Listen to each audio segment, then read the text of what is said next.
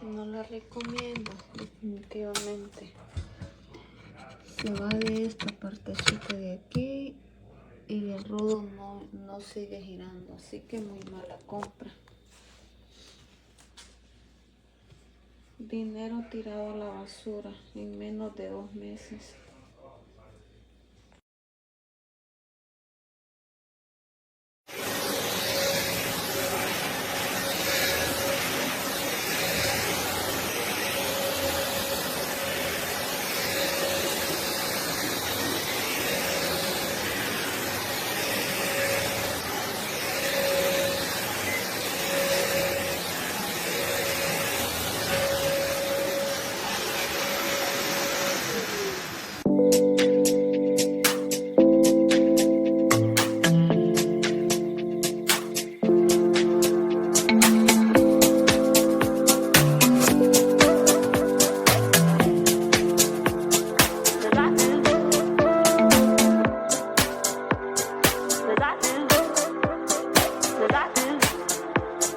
Does that do?